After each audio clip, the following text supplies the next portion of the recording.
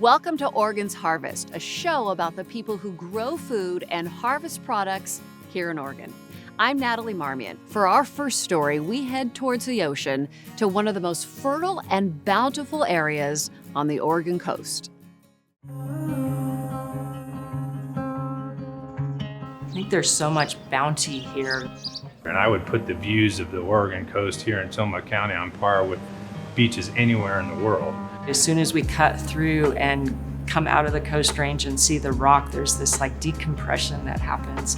And I think a lot of people feel that when they come to the coast. Shannon and Sean Carlton's lives have unfolded around the wine industry. They built careers in Napa, met at a winery, and got married at a vineyard. And together they dreamed of someday making their own wine. We knew at the time that if we ever wanted to do our own thing in the Napa Valley, it was going to require some serious financial backing. So when a job offer in Oregon came through, they thought this might be their big chance. Once we got here, we realized that this was the spot where we could actually follow our dream. Now they make wine in McMinnville, but have a tasting room here on the Oregon coast called Twist Wine. In McMinnville, there's a couple of hundred different opportunities to drink wine and taste wine within a 30-mile radius. Whereas here in Pacific City, which was a place we had fallen in love with, we were one of one. There was no competition. So we want people to come here, enjoy the beach, and come in and hang out and have a nice glass of wine, leave with a few bottles of wine to take home and share with their friends. One of my favorite pairings is the Dungeness crab with our Chenin Blanc. It's got this sweetness to it. I've never tasted that anywhere else. It is absolutely incredible. And one of the best places on the coast to get Dungeness crab is just down the street. You're not going to get a fresher piece of fish or crab. Dan and Tyler are the owners of West Fish Company. It's a small operation, but their reputation and business is growing quickly.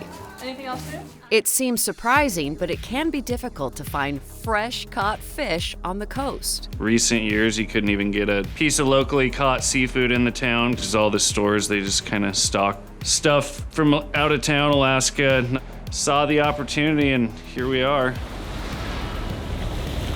We each bought Dories and just started small and made some money, buy a crab permit, make some more money, buy a little bit bigger boat, and just kind of growing organically. Both fishermen have been holding down full-time day jobs as they grow their business, but hopefully not for long. I'm a contractor. Tyler's a tugboat captain. Fishing's a lot more fun than both of those, so we know where we'll be in 5 years. Yeah, not doing that. They're up before daylight trying to catch crab, salmon, tuna, halibut, and rockfish. When one bites, the springs start pumping and you pull them in with your hydraulics and then fight them by hand for, you got about 3 fathoms of leader that you hand line them to the boat with and then gaff them. We're only fishing day fishing, so the fish we catch the previous day is getting sold here the next day, whereas a lot of bigger boats, they're out for several days at a time, and it's could have been caught 5 or 6 days ago, where our fish is in the case the day after it's caught, and that makes the quality hard to match. Dan and Tyler are also proud to be carrying on the local tradition of dory boat fishing. Be 50, 100 commercial dory fishermen on the beach back in the 60s, 70s. It was really a boom town back then, but now there's about a handful. Most of the commercial fishermen are a lot older, so it's important to have some people in the younger generation keeping it going. West Fish Company is filling a need for local seafood lovers and giving these men a purpose. It definitely feeds the soul. You don't wake up at 3 in the morning excited to go work construction, but you do fishing. Up the road in Tillamook, another business is carrying on a tradition, but this tradition is hundreds of years old. The first time we tried some Belgian lambic, which is our biggest inspiration, that was kind of a light bulb moment because that beer tasted of a place, just like the best wine does, right? Like it has a foot planted in the soil. And there's a beauty in something that's singular and not reproducible in any other way. Trevor Rogers is the owner of DeGard Brewing in downtown Tillamook. They're a small business that has developed a big reputation among beer connoisseurs. I would say the majority of our customer base travels from outside the area, and like we are the destination, like the reason they came to the Oregon coast or sometimes even Oregon itself.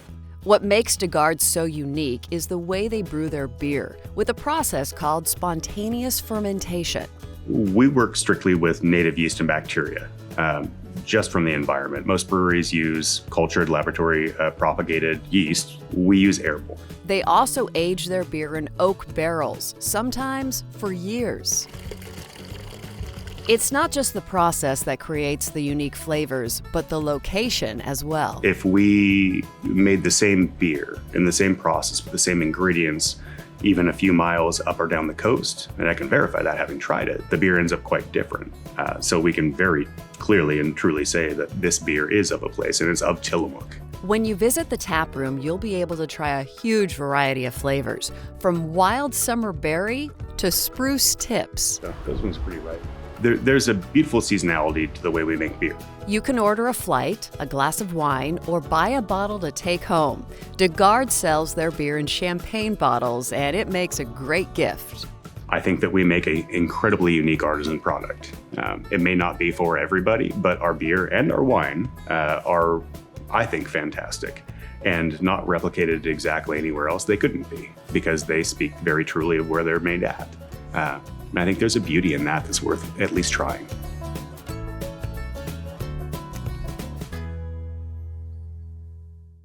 Coming up next, we head high into the hills of the Cascades and the Coast Range for the inside look at one of the oldest crops in the state.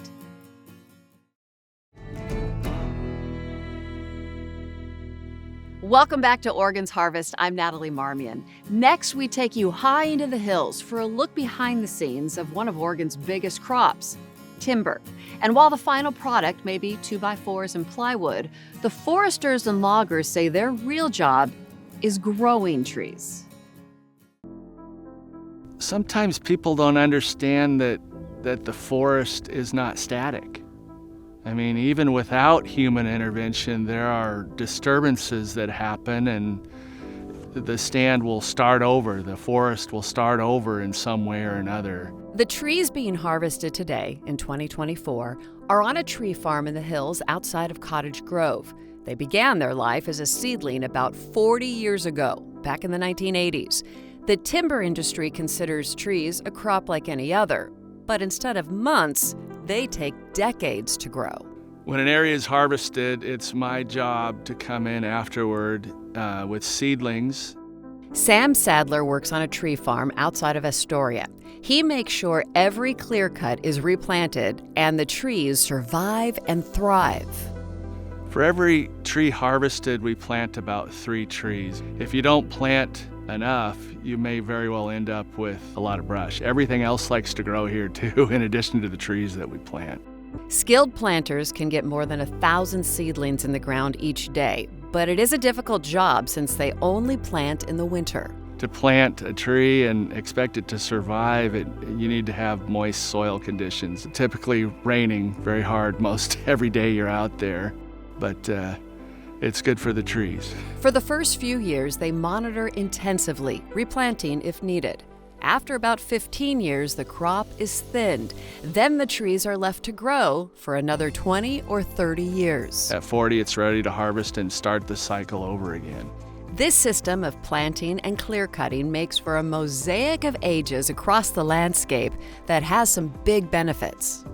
It creates lots of canopy and for wildlife and good feed for wildlife as well. And creating well-managed forests like this requires a lot of people with a wide variety of skills. It includes professionals, engineers, and foresters, and hydrologists and biologists, and it's a whole team effort, and it's not a one person or one company, it's many. And the most iconic are Oregon's loggers. I've seen it all, bears and elk, and ran into a cougar on a road before. That's not good. Rick Gibbons just retired from a lifelong career in logging. Did all the jobs. I set chokers, I tended hook, pulled rigging.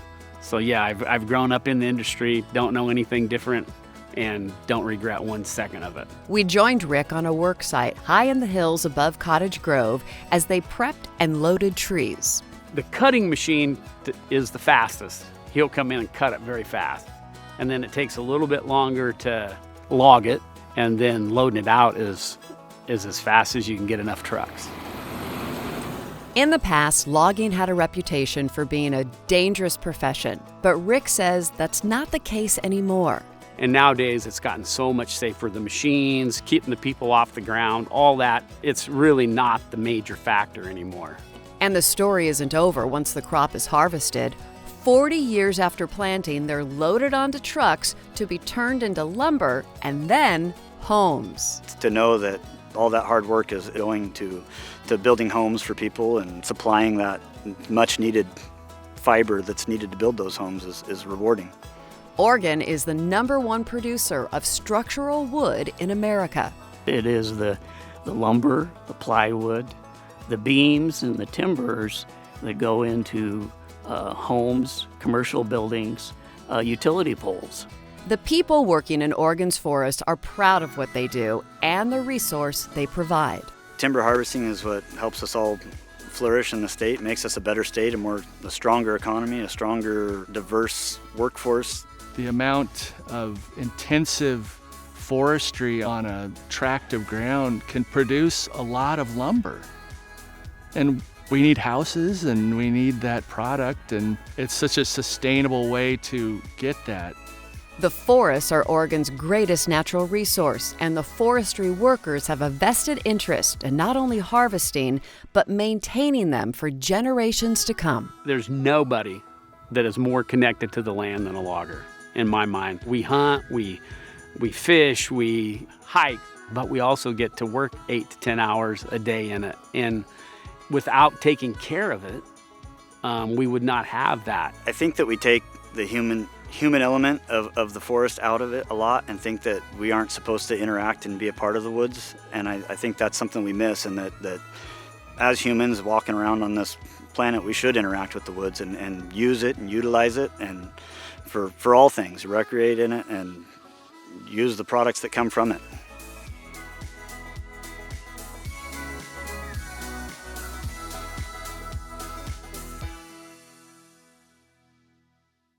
Next, we travel from the forest to the Mount Hood territory, where farmers are putting their heart and soul into farm-to-table foods.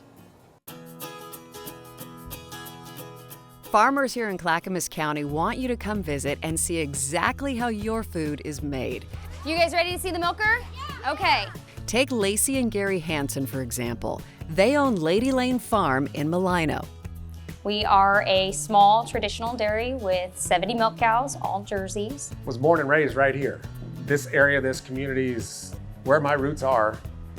It takes roughly 6 minutes per cow per milking. Gary grew up on the dairy farm next door, but decided to set out on his own a few years after finishing college. We hit a crossroads and had to do something different. Either take advantage of organic certification to maximize our profits that way, or create a niche. I decided to create a niche. That niche is the Jersey cow. Our milk is all Jersey milk, and the Jersey is known as the queen of quality. It's higher in protein, higher in calcium, higher in vitamins. It's higher in its milk fat, and it's higher in its milk sugar, so it's naturally sweeter and thicker. But to further differentiate it, we decided to go with a glass bottle. So Gary's Meadow Fresh Milk was launched. They sell your classic varieties, including whole, reduced, and half, but the real treat is the flavors: strawberry, eggnog, and of course, chocolate. So our chocolate milk is a secret recipe, and we like to tell everyone our chocolate milk does come from brown cows. It is made with our whole milk. It is rich and thick, very delicious. Lacey sells every weekend at the PSU Farmers Market. She says you need to get there early to score a bottle of chocolate. The PSU football team often buys her out. But don't worry, Gary's Meadow Fresh is sold at Whole Foods and New Seasons. Or make a day of it and head to the farm stand in Malino, where they sell all of their milk, plus cheese, ice cream, eggs, beef, and pork. And don't forget to schedule a tour. Should we go look at the chickens? And see the calves, experience what it's like to pet donkeys and goats. The farm stand is open daily for shopping or stop by for their harvest and holiday events when Gary runs the cow train. Next, we leave beautiful Malino and head west to a very different kind of farm. It's called Our Table Cooperative. We are a cooperative, which makes us a little bit different from most other farms because we are owned by the people who work here and the people who eat our food. We visited Our Table Cooperative on a very big day, the installation of their new solar panels. Because we have a big crane on site today that's going to take these large 28-foot by 24-foot arrays of solar panels and lift them up and mount them onto these tall poles. The word sustainability gets thrown around a lot, but we really think about sustainability in a very, very deep way, starting from the microbes in the soil all the way to the energy that we use. Narendra Varma is the founder and director. He says they have two goals with these panels. Number one, shade. One of the products that we're really well known for on the farm side of things is our salad mix. As the summers have been getting warmer and warmer, our yields of that crop in the summer months has been falling by a third. These new solar panels are adjustable, so they can control how much and for how long the salad greens get sun. The second goal is electricity. So the idea is to be energy independent on the farm, so 100% of our electricity will be generated by that system. And a farm does use a lot of energy, so we expect to see a significant savings in energy costs as well as in improved yields. Their retail store is open 6 days a week for groceries or takeaway food. But for the full Our Table experience, you should really visit on a Friday evening. So we do a happy hour for the community, where during the summer we serve wood-fired pizza, and in the winter it's a more of a global sort of rotating menu. It's about coming here and being in community with other people. It comes from a place of love for the land, love for the community and the people, and of course for each other. But it really pervades every single thing that we do. Love is a big theme at Triskelly Farm in West Lynn, our last stop on this tour of Mount Hood territory. The name Triskelly comes from the Celtic symbol called a triskel, and it stands for things of three. For us, it represents the 3 generations of our family. 8 years ago, Nikki and her family knew almost nothing about farming, but they wanted to grow their own food. So she, her husband, her 2 kids, and her in-laws bought this 25-acre farm. Our goal when we got here was just to have a place for our family to be out in nature, grow our own food. And for farmers just starting out, they made an unusual choice of crop. But our main focus is meat, and our main one is ostrich. We looked around, did some research on what we could grow that, one, is not as common, is healthy, and that is sustainable for the land on our small amount of area. And since ostrich don't create as much mud, poop, methane gas as cows do, we started looking into that. It's a super healthy alternative to red meat.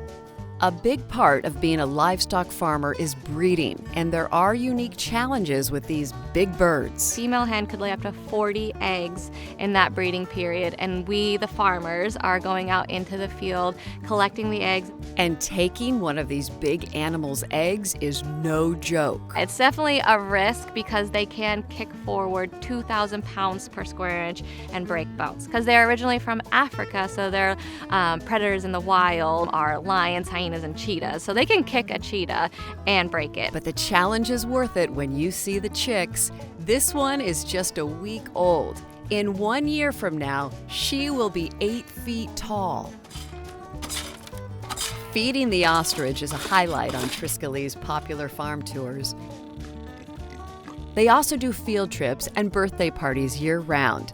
Just be sure to make a reservation. We'll pet the goats. We'll go in with our alpacas. You can pet and feed an alpaca. We'll see our sheep. We'll feed the ostrich from behind the fence. Triskelly is an educational farm, and they want people to learn more about ostrich as a red meat alternative. And so our goal with the food truck was just to give people an easy opportunity just to taste it. and it tastes similar to beef. It's a little bit sweeter, and it tastes same like beef, and you cook it just like beef, and it is delicious. You can try sliders, subs, or sausages along with some of their other farm-grown foods. And we want the public to come to us to learn about foods, food systems, where their food is coming from. And you can see cows in a lot of different places, but we're the only ones where you can see ostrich.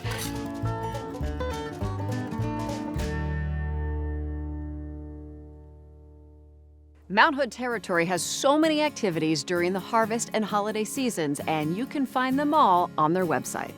Coming up next on Oregon's Harvest, the solar-powered robots that could change farming as we know it.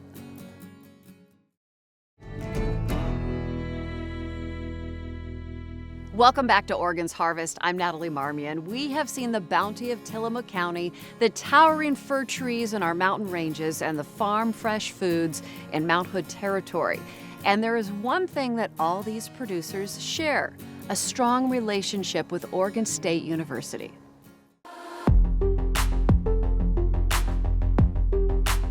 Oregon State University is critical to one of the largest sectors of our economy, agriculture.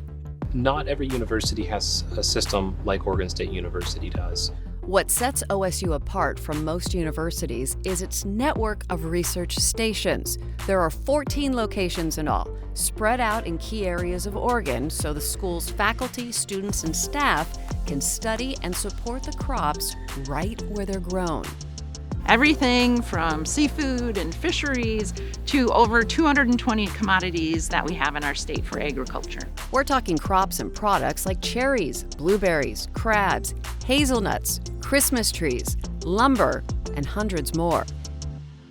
Each OSU station has two goals: supporting local farmers and research. And if you have an issue, you can call them up and they'll send a researcher out and try to help you problem solve what is the best course of action. They'll help with problems like irrigation, pests, soil health, storage, anything that hurts a farmer's crops or their bottom line. And if they don't have an answer, they take the problem to OSU researchers. But then we're able to bring them back to our research and extension centers, develop a solution, then take that back out to the growers. And the local farmers love it and depend on it. Take, for example, the pear farmers near the Hood River Station. Their most common pest was the codling moth. We had to use a lot of heavy pesticides to kill that insect. Well, we no longer use those pesticides anymore. We use mating disruption. OSU entomologists discovered they could stop the moths from mating if they applied the female's pheromones in the orchard. They're doing the 10,000-foot view of things versus on-the-ground things. Brian Pearson is the director of the Hood River Station. He says it's important to know they focus on the full life of the fruit. So after we harvest the fruit and store it, how do we keep that fruit as fresh as possible, as long as possible, so that we can get it to consumers in a quality that meets their demands? And for farmers, the results are clear. Our orchards are much more productive than they used to be. Our fruit quality is much better than it used to be, and our soil's much healthier than it used to be. So it's a real improvement all the way around. And as a scientist, it's fun and challenging when they come with a new question, a new challenge, a new need, and you get to be one of the first ones working on it. Another station is just outside of Wilsonville and supports the valuable crops coming out of the Willamette Valley, like hazelnuts, Christmas trees, nursery crops, and berries. We're standing here in the middle of this blueberry field. So we test more varieties here probably than any other place in the country, or maybe even any other place in the world. This station does much of the same types of research as the others, but on the day we visited, they were testing some new technology, and some of the ideas are downright futuristic. Take this farming droid, for example. The droid plants the seed, identifies where that goes in the ground with GPS, so then it can come back and weed around that plant. The droid is solar powered and has huge potential to ease one of the biggest challenges in agriculture: labor shortages. We still need farm workers, but it'll be at a different level. It'll be individuals that will need to be able to have the skills to be able to manage these droids and use the technology. But growing food is only part of the mission. How it's used is equally important. That's where OSU's Food Innovation Center in Portland comes in. You know, let's say they can't sell all their strawberries or they have waste streams within their processing. We can take some of those and make purees and put them in ice cream or a dessert topping or a salsa. So it really creates a sustainability cycle for the whole food chain. There's a lot that this Innovation Center can be proud of. Ruby Jewel got their start here. Salt and Straw got many of their flavors started here. OSU is critical to Oregon's agriculture and economy. From managing the smallest insects to the high-tech research that will shape our future and providing hands-on education to students who will become the next generation of leaders. The work that we do is impactful. It really makes a difference to farmers, growers, ranchers, food processors, and our consumers. And it creates solutions to the problems that we experience today and the problems that we don't even know exist. And it really helps to secure the future of Oregon agriculture to make us more resilient for all the changes that we're going to experience. That's all for Oregon's Harvest. Hopefully, we have left you inspired by the expertise and passion that drives the Oregonians working in agriculture. I'm Natalie Marmion. Thank you so much for joining us, and we will see you next year.